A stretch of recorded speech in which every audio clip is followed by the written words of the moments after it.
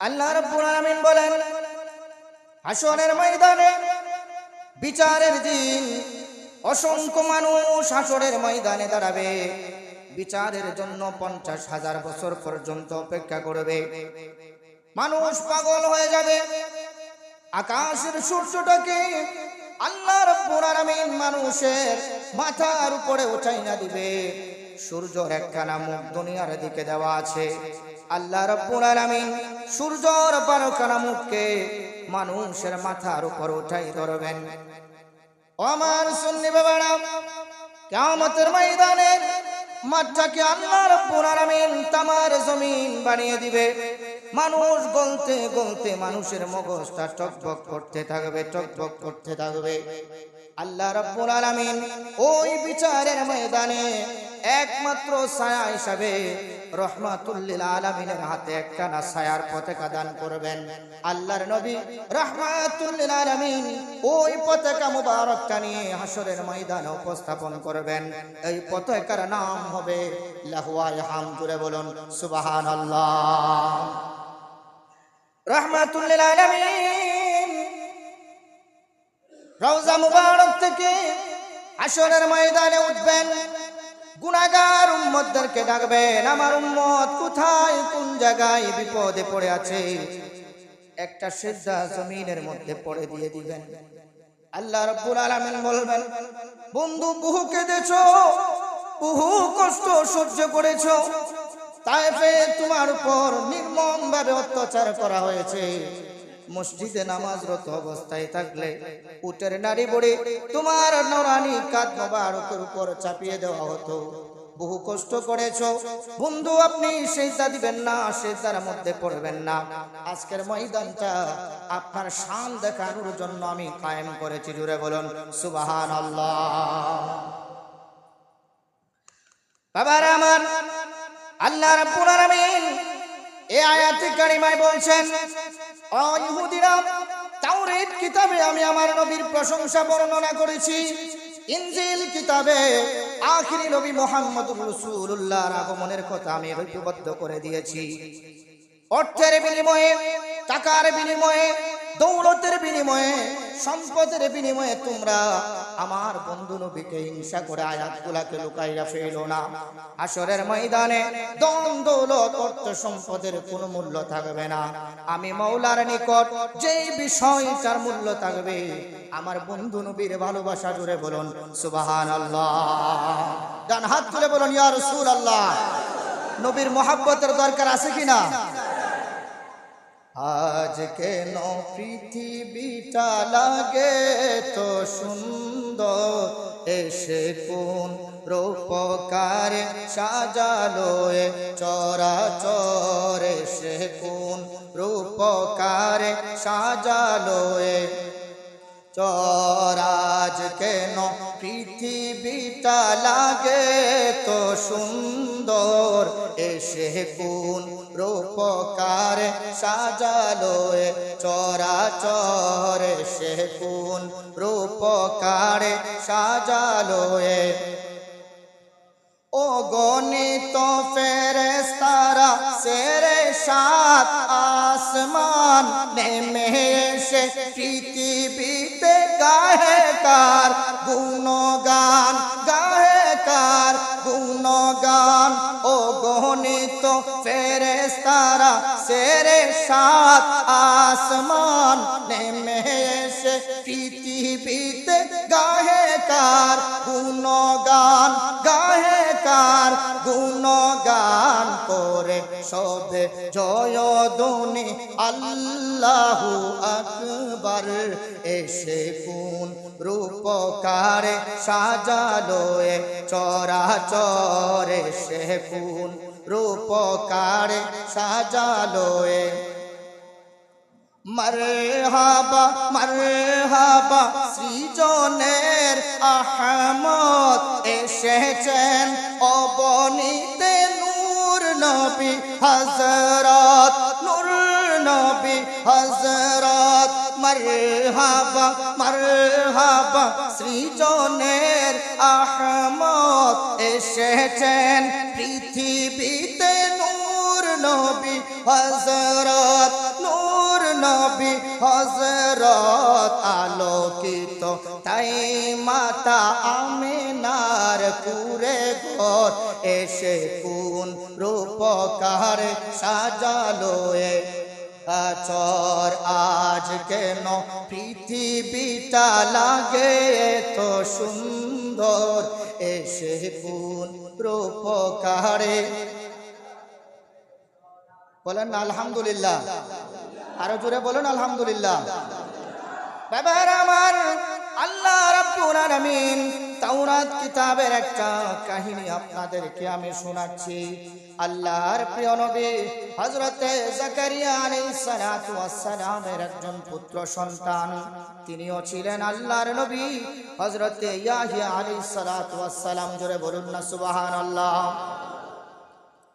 আল্লাহর নবী হযরতে জাকারিয়া আলাইহিস সালাতু ওয়াস সালামের সন্তান হযরতে ইয়াহইয়া আলাইহিস সালাতু ওয়াস সালাম তার কাছে একটা সাদা জুব্বা ছিল জুব্বা মুবারক ছিল বনি ইসরাইল সম্প্রদায়েরা এই কথা জানতো যে এই দিন ওই জুব্বা মুবারক হইতে তাজা রক্ত বের হবে মক্কায় খাজা আব্দুল মুত্তালিবের গড়ে খাজা আব্দুল্লাহ জন্মগ্রহণ করবে যার মাধ্যমে আখিরি নবী এই দুনিয়ার জমিনে আগমন করবে জুড়ে বলুন সুবহানাল্লাহ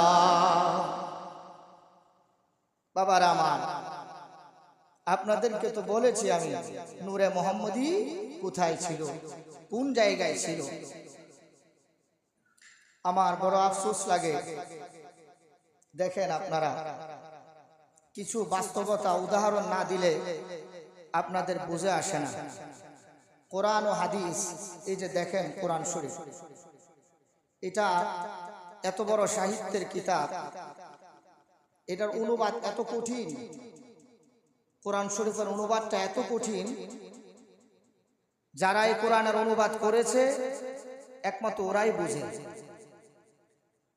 ইংলিশে লিটারেচার যে অধ্যায়গুলো আছে ইংলিশ প্রফেসর যারা আমি আপনাদের এখানে আসার আগে আমি প্রফেশনালি একজন ইংরেজি শিক্ষক ছিলাম আমি ইংরেজিটা পড়াইতাম এখানে আসার পরে ইমাম হিসাবে আরবি পড়াই মাদ্রাসায় আলহামদুলিল্লাহ এটাতে আমি প্রশান্তি পাই শান্তি অনুভব করি বলেন আলহামদুলিল্লাহ ইংলিশের যে লিটারেচারগুলো আছে সাহিত্যগুলো আছে সাধারণ ইংরেজির চাইতে এগুলো অনেক কঠিন বাংলাতে যে লিটারেচারগুলো আছে সাহিত্যগুলো আছে কবি নজরুল থেকে নিয়ে বিখ্যাত আমাদের বাংলাদেশের খ্যাতনামা যত কবি আছে তাদের সাহিত্যগুলা পড়তে গেলে বাংলা একাডেমি প্রণোদিত ডিকশনারি ব্যবহার করতে হয় অনেকগুলা শব্দ অর্থ বাংলা হওয়ার পরেও টিচাররা বুঝে আসে না তাদের বোধগম্য হয় না কি বুঝাতে চেয়েছেন কবি এইরকম একটা পাণ্ডিত্যপূর্ণ কিতাব হলো কোরআনুল মাজিদ সুবহানাল্লাহ বলেন বাবারা আমার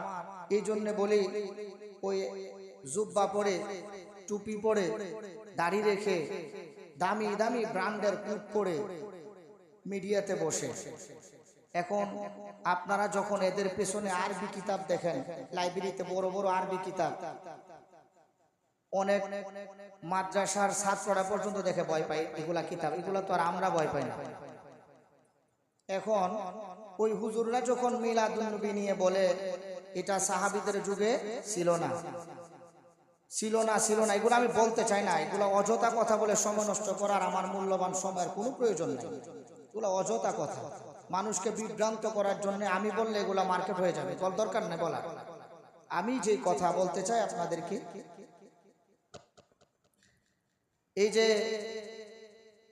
মৌলবীরা যে কথাগুলা বলে ঈদে মিলাদুন নবীর ব্যাপারে হাদিসে নাই কোরআনে নাই বাস্তব একটা উদাহরণ দেই পহেলা বৈশাখের মিছিল ঢাকাতে বের হয় সম্রাট আকবরের এই ঐতিহ্যকে স্মরণ করে ঢাকা বিশ্ববিদ্যালয় থেকে যে পহেলা বৈশাখের র্যালি বের হয় আজ পর্যন্ত আপনারা শুনেছেন কোন মৌলবী এটার উপরে বেদাত ফতোয়া দিছে আপনারা একটু পেছন থেকে আওয়াজ করেন শুনছেন পহেলা বৈশাখের র্যালিতে দিছে বেদাত ফতোয়া দেয় নাই তো দেয় নাই আজকে বাংলাদেশের একজন প্রবীণ রাজনীতিবিদের জন্মদিন সম্ভবত এটাতে বেদাত ফতোয়া দিছে দেয় নাই তো আচ্ছা, একজন ব্যক্তি জেল হাজত থেকে বের হয়ে আসছে, নাম বলবো না আমি, যে কোনো একটা অন্যায় কাজে, অশ্লীল কাজে ধরা খেয়ে তাকে জেলের ভিতরে ভর্তি করা হয়েছে। নারায়ণগঞ্জ রিসোর্টে ধরা খাইছে। তাকে যখন জেল থেকে মুক্তি দেওয়া হলো, তখন তারে ফুলের মালা দিয়ে বরণ করছে, আর একটা উৎসবের র্যালি বের করছে, মিছিল বের করছে। এটা কি নবীজির যুগে ছিল? সাহাবীর যুগে ছিল? তাবির যুগে ছিল? বুখারীতে আছে, মুসলিমে আছে। অপরাধীকে ফুলের মালা দিয়ে বরণ করা বাংলায় কোনো সংস্কৃতিতে আসে বলে বাংলাদেশের ল এন্ড জাস্টিস কোনো বিচারিক আইনে আছে কিনা এটা আমি জানি না। এটা মানুষের আবেগের উপর নির্ভর করে। এটাও মেনে নিলাম। আমরা দেখছি মিষ্টি বিতরণ করছে, এটা কোন কিতাবে আছে? এটাও মেনে নিলাম। এরপরে বলছে মিষ্টি খাও, মিষ্টি খাও, ঈদের দিন আজকে, বলেন না নাউজুবিল্লাহ। এই ঈদ কোত্থেকে পাইল? এই ঈদটা কোত্থেকে পাইল? সাধারণ মানুষ, মুসলমান মুমিনদের কাছে আমারই প্রশ্ন, ওরা যদি কোনো ব্যক্তিকে কেন্দ্র করে যদি মিছিল করতে পারে, বেদাত না হয়, ফুলের মালা দিয়ে গাড়ি সাজায় বরণ করতে পারে, বেদাত না হয়, মিষ্টি বিতরণ করতে পারে, বেদাত না হয়, পয়লা বৈশাখের র্যালি বের করতে পারে মূর্তি বানায়া, বেদাত যদি না হয়, আখিরি নবী রহমাতুল্লিল আলামিন দুনিয়াতে আসছে, এই দিন বেদাত কিভাবে বলে? নাউজুবিল্লাহ বলবেন না? নাউজুবিল্লাহ বলবেন না? সমস্যা একটা জায়গায় আছে। সমস্যাটা কোন জায়গায়? 72 ফেরকা বের হবে আল্লাহ রসুলের জবান মুবারকের কথা।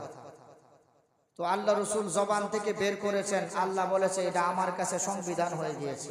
নবীর জবান থেকে শব্দ বের হয়েছে, এটা কিয়ামতের আগে আমি দেখাই আসার না। কন্যা সুবহানাল্লাহ। আল্লাহ নবী বলেছেন 72 দল বের হবে। তো আফসোস করার কোনো কারণ নাই, এরা বের হবে, সমালোচনা করবে। মনে রাখবেন, এখানে সমাজে বিচার করেন অনেক মানুষ আছে, পারিবারিক বিচার করেন, বিভিন্ন ধরনের কোনো সমস্যা হলে আপনারা ওয়ার্ডের মুরব্বী যারা আছে বসে বিচারটা কি করেন? সমাধান করেন। বিচারের মধ্যে বসার পরে কোনো সন্তান যদি বিচারকদের কাছে বাপের ব্যাপারে অভিযোগ দেয়, আপনারা শুনবেন ঠিকই, কিন্তু শোনার পরে রায়টা কি দিবেন? হ্যাঁ রে, সগমের নিচে পালা। কি রায় দিবেন? হ্যাঁ রে, সগমের নিচে পালা। কি রে, তুই তোর বাপের ব্যাপারে অভিযোগ দেয়, সগমের নিচে ফালায় আগে কি করে রে? ইচ্ছা মতে ফারা। হ্যাঁ দেখা আমাদের সমাজের অন্যান্য ছেলেগুলা যেন শিক্ষা পায়, বাবা আমার ব্যাপারে কোনো অভিযোগ করা যায় না, কোনো অভিযোগ করা যায় না। তো যারা আল্লাহ রসুলের উপরে অভিযোগ করে, বেদাতের ফতুয়া টানে, তাদেরকেও কিসের নিচে ফালানি দরকার? সগমের নিচে তো আর ফালানো যাবে না, হৃদয় থেকে ফেলে দেন, অন্তর থেকে ফেলে দেন। যেই হৃদয়ে নবী আছে, এই হৃদয়ে শয়তানও থাকতে পারে না, দুশমনের রাসূল থাকবে কি করে? থাকা সম্ভব না। বাবারা আমার, একটু গভীর ভাবে খেয়াল করুন। আল্লাহর নবী রহমাতুল্লিল আলামিন হযরতে খাজা আব্দুল্লাহ রাদিয়াল্লাহু তাআলা আনহু মক্কার অলিতে গলিতে হেঁটে বেড়াচ্ছেন। সুন্দরী যুবতী নারীরা খাজা আব্দুল্লাহকে বিবাহ করার জন্য পাগল হয়ে গিয়েছে। যেই দিকে আল্লাহর নবী রহমাতুল্লিল আলামিনের আব্বাজান হেঁটে যায়, আসমানের মেঘমালা খাজা আব্দুল্লাহকে ছায়া দেয়। সুন্দরী রমণীরা পিছনে পিছনে খাজা আব্দুল্লাহর পিছনে ঘুরতেছে বিবাহ করার জন্য। হযরতে মা আমিনা রাদিয়াল্লাহু তাআলা আনহুর সাথে যখন বিবাহ বন্ধনে আবদ্ধ হলো, আল্লাহর প্রিয় নবী রহমাতুল্লিল আলামিনের আব্বাজান মা আমিনার সাথে গড়ের মধ্যে যখন প্রবেশ করলেন, মা আমিনা বলেন, যখন খাজা আব্দুল্লাহ আমার গড়ের মধ্যে প্রবেশ করলো, আমি দেখলাম খাজা আব্দুল্লাহর কপালে একটা নূর দেখা যায়, যেই নূরের আলোতে আমার ঘরটা আলোকিত হয়ে গিয়েছে। জুড়ে বলুন সুবহানাল্লাহ। মা আমিনা বলেন, খাজা আব্দুল্লাহ আমার কাছে এসে আমার নিকটে আসলো, আমার কপালের মধ্যে একটা চুমু দিলেন। মা আমিনা বলেন, দুনিয়ার মানুষ রে, আমি দেখতে পেলাম আল্লাহ রাব্বুল আলামিনের পক্ষ হইতে কুদরতি দুইটা হাত এসে খাজা আব্দুল্লাহর কপাল থেকে নূর মুবারকটা ধাক্কা দিয়ে আমার জবান দিয়ে পেটের মধ্যে পাঠিয়ে দিয়েছে। জুড়ে বলুন সুবহানাল্লাহ। খাজা আব্দুল্লাহ যখন পরের দিন ঘর থেকে বের হয়ে মক্কার অলিতে গলিতে হেঁটে বেড়াচ্ছে, রমণীরা তার দিকে ফিরে তাকায় না। খাজা আব্দুল্লাহ জিগায়, গতকালকে তোমরা আমাকে বিবাহের জন্য পাগল হয়ে গিয়েছিলে, আজকে আমাকে দেখে কেন তোমরা ঘরের ভিতরে চলে যাও? মেয়েরা জবাব দেয়, আব্দুল্লাহ রে আব্দুল্লাহ, তোমাকে দেখে আমি পাগল হই নাই, তোমার কপালে নূরে মুহাম্মদী ছিল। জুড়ে বলুন সুবহানাল্লাহ।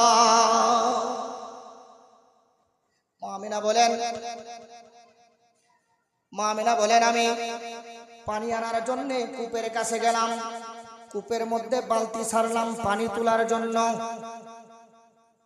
বালতি থেকে আওয়াজ আসতেছে আল্লাহর কুদরতে, এ আমিনা সাবধান সাবধান সাবধান থাকো, পানিটা সাবধানে উঠাও। আমিনা রে, তুমি পৃথিবীর অন্য 10-12 জন 50 জন পৃথিবীর অন্য মেয়েদের মতো নয়, তোমার গর্ভের মধ্যে কে আছে তুমি একটু জানে রাখো। আল্লাহ রাব্বুল আলামিন তার আখিরি নবী তোমার রেহেমের মধ্যে দান করেছে। জুড়ে বলুন সুবহানাল্লাহ। দেখেন, এইগুলা কি মাওয়াহিবুল লাদুনিয়া কিতাবের মধ্যে এগুলা আছে। আমি ওই যে রাষ্ট্রবিজ্ঞানে আপনি অনার্স মাস্টার্স কমপ্লিট করবেন আর অ্যারিস্টটল এর দর্শন পড়বেন না, সক্রেটিসের দর্শন পড়বেন না, আর আপনি যদি কোন আপনার রাষ্ট্রবিজ্ঞানের ছাত্র, আপনারও তো রাষ্ট্রবিজ্ঞানের প্রফেসররা জুতা দা ফিরাইব। কারণ রাষ্ট্রবিজ্ঞান ডিপার্টমেন্টে আপনি ঢুকলে দেখবেন শুরুতে গেটের মধ্যে লেখা থাকবে নো দে সেলফ, নো দে সেলফ, নিজেকে জানো। এটা রাষ্ট্রবিজ্ঞানের জনকের বিখ্যাত একটা উক্তি, নো দে সেলফ। তার মানে বোঝা গেল এই সাবজেক্ট পড়তে গেলে এদের দর্শনটাকে আপনাকে জানতে হবে। আলেম হইতে গেলে আল্লাহর নবীর মিলাদুন নবীর দর্শনটাকে জানতে হবে, না হয় আলেম নয় জাহেল। কথা বলুন ঠিক কিনা? মিলাদুন নবীর চ্যাপ্টার না পড়লে আলেম হয় কিভাবে? দুররা মারা দরকার এগুলাকে ধরে ধরে। তো বাতিল কাকে বলে, ভ্রান্ত আকীদা কাকে বলে, গুমরাহ প্রভ্রষ্ট আকীদা কাকে বলে? যারা মানুষের হৃদয় থেকে বুঝায়া বুঝায়া নবীজিকে চুরি করে কলব থেকে বের করে ফেলে একটা মরা দেহ দাঁড় করায় দেয়া যায়, তার নাম হলো বাতিল আকীদা। কথা বলুন ঠিক কিনা? কত মানুষকে কত কিছু বুঝাইতে দেখছি, আর এই সম্প্রদায় নবীকে কিভাবে ভিতর থেকে বাইর করা যায় এই কাজে লিপ্ত হয়েছে। কত বড় বদনসিব তাদের জন্য। আর আমরা মাঠে ময়দানে ক্লাসে দরসে ছাত্রদেরকে প্রাইভেটে কত সিস্টেমে যে চাই নবীর প্রেম মানুষের ভিতরে দেওয়ার জন্য। আমরা পাগল ওই নবীর প্রেম ভিতরে দেওয়ার জন্য, আর এই সম্প্রদায় পাগল হয়ে জায়গা কেমনে টাইনা নবীর ভিতর থেকে বাইর করবো। লাভ কি? উপায় নাই নবী ছাড়া। নবী ছাড়া কি নাই? ভালোবাসার জায়গা মদিনা, ভালো লাগার জায়গা মদিনা, ভালোবাসার ভালো লাগার জায়গা, ভালোবাসার জায়গা মদিনা, ভালো লাগার। এত সুন্দর জায়গা কোথাও দেখি না, এত সুন্দর জায়গা কোথাও দেখি না, সাজিয়েছেন দয়াল রব্বানা ভালোবাসার জায়গা না, ভালো লাগার জায়গা মদিনা, ভালোবাসার। নবীর নাম জপতে জপতে হাসরের ময়দানে একদল মানুষ উঠবে। আমার সুন্নি বাবারা, প্রত্যেকটা জায়গায় আমি একটা কথা বলে থাকি, আল্লাহ রাব্বুল আলামিন 25 নম্বর পাড়ায় সূরাতুশ শূরার মধ্যে আয়াতে কারিমা নাযিল করে দিয়েছেন, ফারীকুন ফিল জান্নাতি ওয়া ফারীকুন ফিস সাঈর। আল্লাহ রাব্বুল আলামিন বলেন, হাসরের ময়দানটা আমি কায়েম করব, বিচারের মাঠটা আমি নির্মাণ করব। দুনিয়ার মানুষ রে, কত লক্ষ মানুষ জাহান্নামী আমি জানি, কত লক্ষ মানুষ জান্নাতি আমি জানি। বিচারের মাঠটা করব আমার নবীর সম্মান দেখানোর জন্য। জুড়ে বলুন সুবহানাল্লাহ। আল্লাহর নবী রাহমাতুল লিল আলামিন হাসরের ময়দানে 5টা পদ্ধতিতে শাফাআত করা শুরু করবে, সুপারিশ করা শুরু করবে। আপনি শাফাআতের অধ্যায়টা খুলেন, পড়তে শুরু করেন। আল্লাহর নবী সর্বপ্রথম সুপারিশ করা শুরু করবে জাহান্নামের সার্টিফিকেট প্রাপ্ত উম্মতদেরকে দিয়ে। জুড়ে বলুন সুবহানাল্লাহ। এই নবী উম্মতকে ছেড়ে যাওয়ার নবী নয়। একটা ওয়াকিয়া বলি আপনাদেরকে। হযরতে ইদ্রিস নবীর নাম শুনছেন তো? বেশি আমলদার ছিল। মাঝে মধ্যে আসমান থেকে ফেরেশতারা আয়েশা ইদ্রিস নবীর দুনিয়া থেকে আসমানে নিয়ে যাইত ইনার আমলের কারণে। তো একদিন হযরতে আজরাইল আলাইহিস সালাতু ওয়াস সালাম, ইনার নাম শুনছেন তো? জানেন তো কেন? স্বামী থেকে স্ত্রীরে, সন্তান থেকে বাবাকে, মা থেকে মেয়েকে। এনার নাম কি? আজরাইল আলাইহিস সালাম ইদ্রিস নবীর কাছে আসে মানুষের সুরতে। সুবহানাল্লাহ বলেন। ইদ্রিস নবী সারা সব সময় রোজা রাখতেন। তো ইফতারির সময় হইলে আল্লাহ তাআলা জান্নাত থেকে ওনার জন্য ইফতার পাঠাতেন। কন্যা সুবহানাল্লাহ। ইফতারি খায়া যেগুলা থাকতো এগুলা আবার জান্নাতে চলে যায়। হযরতে ইদ্রিস নবী একদিন দেখতে ওনার কাছে একজন অপরিচিত লোক আসছে ইদ্রিস নবীর কাছে। আয়েশা সালাম বিনিময় করলো। ইদ্রিস নবী বলছে, আসছেন, থাকেন, আমি তো রোজাদার, আপনাকে এখন কোনো মেহমানদারি করাতে পারবো না। তো ইফতারের সময় হলে আমার সাথে আপনি কি করেন? মেহমানদারি করেন। যখন জান্নাত থেকে ইফতার আসলো, ইদ্রিস নবী কিছু খায় আজরাইলকে দিয়েছে খাবার জন্য। এমন ফেরেশতা কি আর খাবার খায় নাকি? খাবার যেমন দিছে এমনই খাবার পড়ে আছে, ইদ্রিস নবী আর খায় না। এরপরে এইভাবে খাওয়া দাওয়া শেষ হইলো। আজরাইল আলাইহিস সালাম ইদ্রিস নবীকে বলতেছে যে চলেন আপনাকে নিয়ে একটু ঘুরে আসি। ইদ্রিস নবী বলে, কই যাবেন? আল্লাহর কিছু নিদর্শন আছে, এগুলো একটু দেখে আসি। ঠিক আছে, চলেন যাই। হযরতে আজরাইল আলাইহিস সালাম ইদ্রিস নবীকে নিয়ে যাচ্ছে। পথের মধ্যে একটা ফল বাগান দেখলেন। হযরতে আজরাইল ইদ্রিস নবীকে বলে, চলুন আমরা এই ক্ষেত থেকে একটা ফল খাই। ইদ্রিস নবী মহা মুশকিল, বৈধ খাবার দিলাম, খাইলেন না, সারা রাত থাকলো। শেষ পর্যন্ত আসমানে উঠে গেছে। এখন আরেকজনের ক্ষেতের জিনিস অনুমতি স্যার আমার খাইতে কোন কি মহা মুশকিল, আমার দিয়ে আপনি গুনাহগার বানাইবেন। আচ্ছা ঠিক আছে, চলেন যাই। আরেকটু দূর গেল, দেখলো এক ধরনের বকরির পাল। বললো চলেন এখান থেকে একটা বকরি ধরে জবাই করে খায়। না, এটা খাইলে হয়তো গুনাহ হবে। আপনি কি আশ্চর্য মানুষ, আমি একজন নবী পয়গাম্বর, আমার গুনাহের জন্য আপনি পরামর্শ দিচ্ছেন, পছন্দনীয় কথা নয়। এইভাবে আজরাইল আলাইহিস সালাম 3 দিন থাকছেন ইদ্রিস নবীর সাথে। কয়দিন? এইবার নবী তো ওনার জ্ঞানে ধরা পড়ছে যে চাল চলনে বুঝাইতেছে এটা মানুষ না, অন্য কিছু হইতে পারে। আল্লাহর নবী ইদ্রিস ডাক দিয়ে বলে, এই মেহমান, 3 দিন পর্যন্ত আমার সাথে তুমি আছো, তোমার পরিচয় আমি জানতে পারি না। যেই মালিক আমাকে তৈরি করেছে, নবুয়ত দান করেছে, ওই মালিকের কসম দিলাম তোমার পরিচয় আমাকে দান করো। জোরে বলুন সুবহানাল্লাহ। হযরত জিবরাইল আমিন বলেন, ইদ্রিস নবী, আমি দুনিয়ার কোনো মানুষ নই, আমি হলাম আল্লাহ রাব্বুল আলামিনের পক্ষ থেকে প্রেরিত ফেরেশতা হযরতে আজরাইল। জুড়ে বলুন সুবহানাল্লাহ। ইদ্রিস নবী কো সব বনাস কারে সাথে করতেছে 3 দিন ধরে। ভাই হাই, যেহেতু পরিচয় প্রকাশ পাইছে, মনে হয় আপনি আমাকে নিয়ে যাওয়ার জন্য। আজরাইল আলাইহিস সালাম বলে, না, আমি আপনার নেওয়ার জন্য আইছি না, আমি আল্লাহর কাছে অনুরোধ করছিলাম যে আল্লাহ, ইদ্রিস নবী আপনার এত ডাকে, আমি ওনার সাথে একটা সম্পর্ক তৈরি করতে চাই, আমার একটু দুনিয়ার যাওয়ার সুযোগ দেন। ঠিক আছে, দিলাম, আমি আসলাম। ইদ্রিস নবী বলে, কি সম্পর্ক? আমি আপনার ভাই হইতে চাই। কন্যা আলহামদুলিল্লাহ। আল্লাহর নবী ইদ্রিস ছিল বড় জ্ঞানী, সিস্টেমে যখন পাইছি কিছু আদায় করে চাইছে, ও ভাই হইবেন, এটা আপনার শেষ ইচ্ছা তো? জি।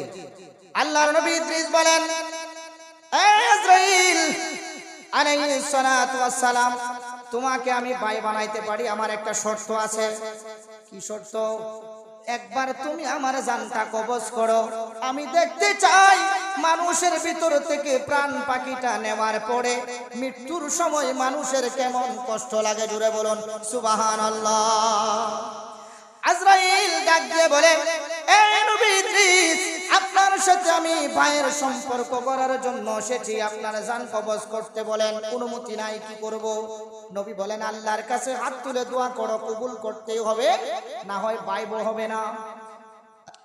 আজরাইল আলাইহিস সালাম মুনাজাত করলেন, রব্বুল আলামিন, এই দোয়া আপনি কবুল করেন, আমি জানটা কবজ করতে চাই। আল্লাহ অনুমতি দিলেন। আজরাইল আলাইহিস সালাতু ওয়াস সালাম হযরত ইদ্রিস নবীর জানটা কবজ করে নিলেন। এরপর আবার দোয়া করলেন, আল্লাহ পুনরায় রূহটা দান করলেন। সুবহানাল্লাহ বলেন। ইদ্রিস নবী জীবিত হওয়ার পরে আজরাইল প্রশ্ন করে, আল্লাহর নবী, আপনাকে একটা কথা জিজ্ঞেস করতে চাই।